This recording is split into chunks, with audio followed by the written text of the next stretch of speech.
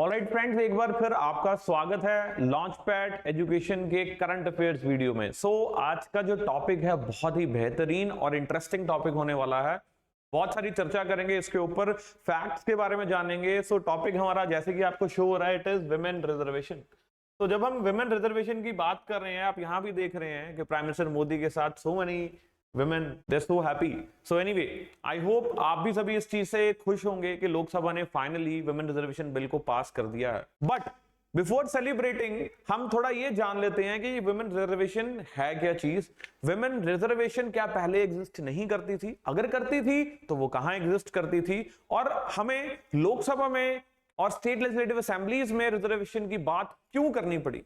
Women की क्या condition है अब तक इंडियन सोसाइटी में? आज आजादी को इतने साल हो गए हैं, तो फिर भी हमें कोई ना कोई ऐसा एक्शन लेना ही पड़ता है किसी भी सेक्शन ऑफ द सोसाइटी को अपलिफ्ट करने के लिए। वाई विमेन को आज भी vulnerable section of the society में गिना जाता है, और हमेशा कुछ ना कुछ पार्लियामेंट को ही ऐसे एक्शन क्यों लेने पड़ते हैं? क्यों सोसाइटी खुद ब खुद विमेन को प्रमोट क्यों नहीं करती है? वाई जो विमेन है वो खुद फ्रंट पर आकर इलेक्शन क्यों नहीं लड़ रहे हैं?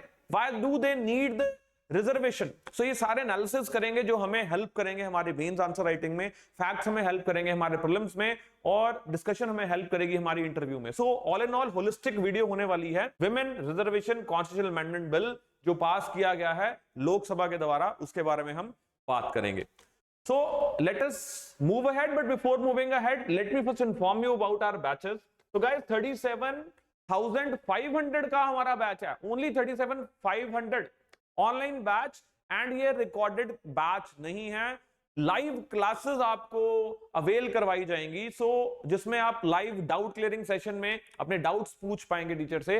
Whatever you want to know, your problems will be addressed. Furthermore इसकी जो वैलिडिटी है वो लाइफ टाइम है। It's not that you have paid once and you have got the classes. उसके बाद आप बार बार जब भी चाहें बैचेस अटेंड कर सकते हैं, क्लासेस अपनी ले सकते हैं, और उसमें आपको फ्री बुक सेट भी डिलीवर करवाया जाएगा आपके डोर स्टेप्स पे।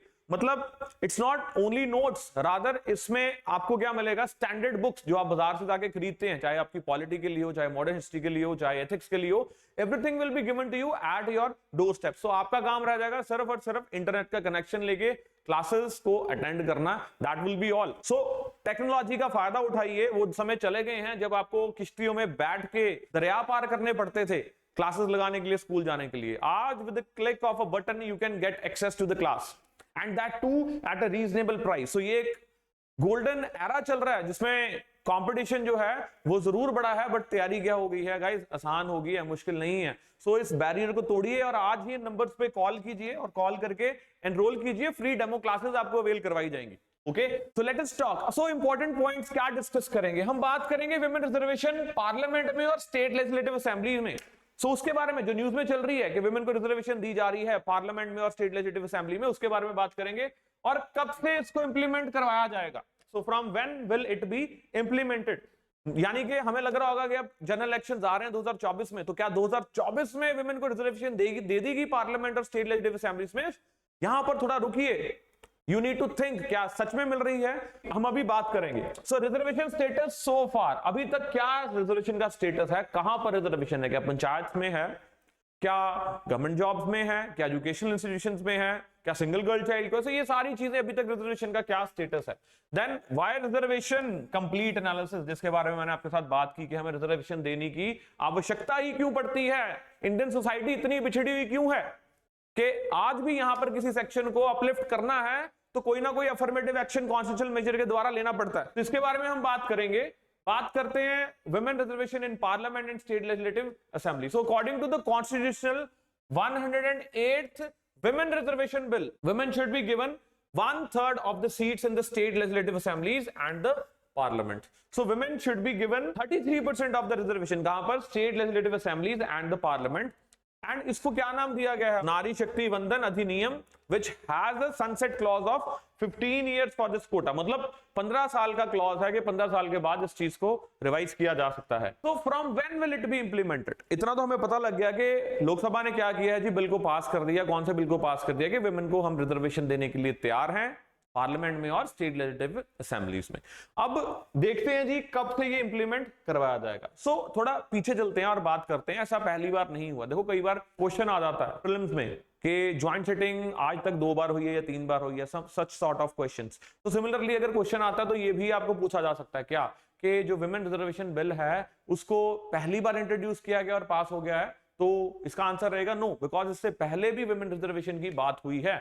तो इवन प्राइम मिनिस्टर गोवड़ा के टाइम से ही रिजर्वेशन की बात चल रही थी और उन्होंने पास भी किया था बिल, बट क्या होता था, बिल लैप्स हो जाता था। इवन 2010 की भी बात करें, so it was pass by the Rajya Sabha, however the bill lapse as Lok Sabha didn't pass it. So तब लोकसभा ने नहीं पास किया। अभी 2010 की बात करें तो अगर 90s के एरा की बात करें तब बिल तब भी लैप्स कर गया था। तो आज से पहले भी प्रयत्न किए गए हैं किस चीज के लिए कि हमें क्या करना है, विमेन को रिजर्वेशन देनी है, अफर्मेटिव एक्शन, पॉजिटिव डिस्क्रिमिनेट करना है।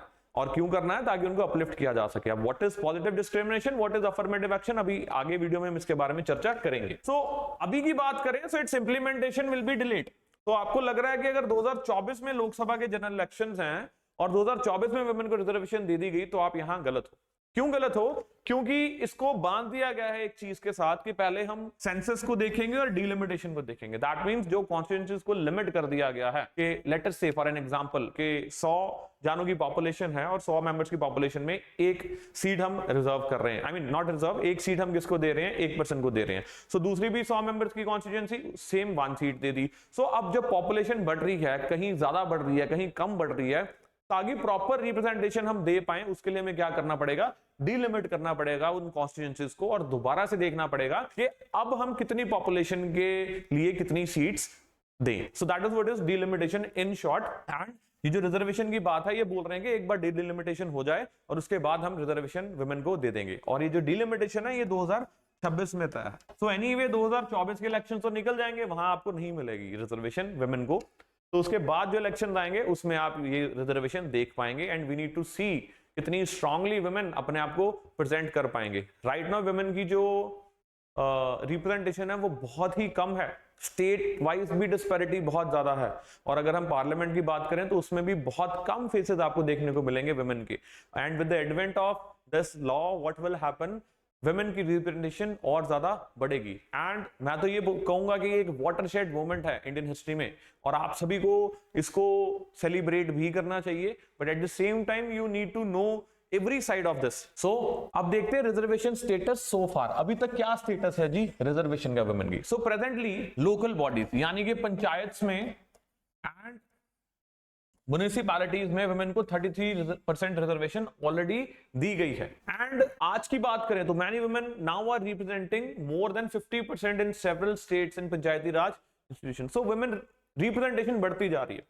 चाहे हम बोले कि वुमेन के लिए कॉन्स्टिट्यूएंसी रिजर्व हो जाती है, तो जो मेल कैंडिडेट होता है उसकी फैमिली की कोई फीमेल या उसकी वाइफ या उसकी मदर या उसके सिस्टर वही कर जाते हैं इलेक्शंस में और वही, ये बात तो सेम ही रहती है। बट ऐसा नहीं है, इसका इफेक्ट बहुत ज्यादा हमें देखने को मिल रहा है। कैसे कि वुमेन जब उसके हाथ में पावर आ जाती है तो वो सेल्फ रिलायंट बन जाती है, वो अवेयर हो जाती है, वो डिसाइसिव हो जाती है, वो एक्शंस लेती है और वो ग्रेजुअल चेंज हमें सोसाइटी में देखने को मिल रहा है। जो डेटा है हमारा वो ये कह रहा है। So it has made a huge difference in the lives of the women community at large. So presently status of reservation क्या है जी? It is 33% reserved for women in local bodies. So now अब बात करते हैं why reservation, एक complete analysis के बारे में हम देखेंगे। So जैसा मैंने आपको बताया कि इंडियन सोसाइटी को हमेशा ऐसे एक्शंस क्यों लेने पड़ते हैं। So guys, हम सभी को पता है कि जो इंडियन सोसाइटी थी वो ब्रिटिश कॉलोनी थी। तो ब्रिटिश कॉलोनी जब हम थे उस समय हमारी सोसाइटी बहुत प्रोग्रेसिव नहीं थी। ऐसा नहीं था कि हम एनलाइटेंड नहीं थे, यहां पर भी एनलाइटनमेंट हो रही थी, यहां पर भी इंडियन रिनाइसेंस भी प्रेवेलेंट था। अगर आप राजा राममोहन रॉय के टाइम की बात करो, ईश्वर चंद्र विद्यासागर के टाइम की बात करो, वुमेन राइट्स की बात करो, वुमेन एजुकेशन की बात करें, विडो रीमैरिज की बात करें, तो इंडियन सोसाइटी भी उस चीज के ऊपर वर्क कर रही थी। बट अगर हम पीपल एट लार्ज की बात करें तो ये एक रिग्रेसिव सोसाइटी मानी जा रही थी। और जो हमारा कॉन्स्टिट्यूशन था उसने क्या किया, why we call our constitution as a transformative document, because उस कॉन्स्टिट्यूशन ने ट्रांसफॉर्म किया किसको, इंडियन सोसाइटी को। कहां से, फ्रॉम रिग्रेसिव टुवर्ड्स प्रोग्रेसिव। कैसे, हर एक इंडिविजुअल को इक्वल राइट्स देके, ह्यूमैनिटी एट लार्ज की बात करके, कॉस्मोपॉलिटन विचारधारा रख के, वासुदेव कुटुंबकम के जो विचार हैं जो हमारे ट्रेडिशन में चलते आ रहे हैं उसको कॉन्स्टिट्यूशनल व्यू दिया और हर एक इंडिविजुअल को रिस्पेक्ट किया, चाहे वो शेड्यूल कास्ट कैटेगरी है, चाहे वो शेड्यूल ट्राइब है, चाहे वो अदर बैकवर्ड क्लास है, चाहे वो विमेन है, एनीवन। आर्टिकल 14 क्या बात कर रहा है, 15 सब तो इक्वालिटी की बात कर रहे हैं। सो हमारे कॉन्स्टिट्यूशन ने क्या किया जी, हम सभी को एक इक्वल पेडेस्टल, एक इक्वल प्लेटफॉर्म पर रखा। सो हाउएवर उससे पहले हम क्या थे, एक रिग्रेसिव सोसाइटी थे और मिडिवल माइंडसेट से निकलकर हम मॉडर्न माइंडसेट में आए जब हमारा कॉन्स्टिट्यूशन हमारे सामने हमें दिया गया। So it has played a pivotal role as an organic document, जो हम बात कर रहे हैं अपने कॉन्स्टिट्यूशन की। सो दो आर्टिकल 14 जिसके बारे में मैंने आपके साथ बात की, 15 ये इक्वालिटी के बारे में बात जरूर कर रहे हैं, लीगल इक्वालिटी स्टैब्लिश कर रहे हैं कि चाहे लड़का है, चाहे लड़की है, चाहे कोई भी कैटेगरी का, कोई भी कास्ट का पर्सन है, कोई भी रिलीजन का है, किसी के साथ कोई भेदभाव नहीं किया जाएगा। बट इन प्रैक्टिस आज भी बहुत प्रेवलेंट है discrimination. Further more Indian society एक पेट्रियार्कल सोसाइटी है। अगर आप कोई लॉ भी लेके आ जाते हैं, नॉट नेसेसरीली लोग उसके अकॉर्डिंग काम करें, लोग काम करते हैं अपनी सोसाइटी की कॉन्शियसनेस के तहत। अगर आज लोग सती प्रथा को गलत मानते हैं तो आज सती प्रथा बंद हुई है। उस समय लोग सती प्रथा को गलत नहीं मानते थे तो वो चल रही थी। आज लोग अगर कास्ट सिस्टम को गलत मानते हैं तो कुछ लोग उस सिस्टम से बाहर निकल रहे हैं, बट लार्जली लोग अगर आज भी फॉलो कर रहे हैं caste system because they have certain belief in that system. चाहे आप जितना मर्जी लॉ मेकिंग में कर दो कि इंटर रिलीजन मैरिज गलत नहीं होगी, इंटरकास्ट मैरिज गलत नहीं है अगर लड़का लड़की कराना चाहते हैं, बट सोसाइटी में एक्सेप्टेबिलिटी भी तो होनी चाहिए। तो सेम वे विमेन को इक्वल राइट्स तो जरूर दे दिए गए, बट क्या सोसाइटी में एक्सेप्टेबिलिटी थी विमेन की एज अ पॉलिटिकल पार्ट? क्या सोसाइटी में विमेन की एक्सेप्टेबिलिटी थी कि वो इक्वल फुटिंग पर मर्द के साथ आके कंपीट करे? नो, नहीं थी। तो इसीलिए हमें क्या करना पड़ता है, अफर्मेटिव एक्शंस लेने पड़ते हैं, हमें डिस्क्रिमिनेट करना पड़ता है। आप बोलोगे सर कॉन्स्टिट्यूशन तो रोकता है डिस्क्रिमिनेशन करने से। हाँ रोकता है, लेकिन कॉन्स्टिट्यूशन पॉजिटिवली डिस्क्रिमिनेट करना अलाउ करता है। दैट मीन्स ऐसी डिस्क्रिमिनेशन जो किसी पर्टिकुलर सेक्शन को अपलिफ्ट कर रही है तो वो अलाउड है, provided it should be based upon certain fact, certain reasons, जिसको हम बोलते हैं इंटेलिजिबल डिफरेंशिया।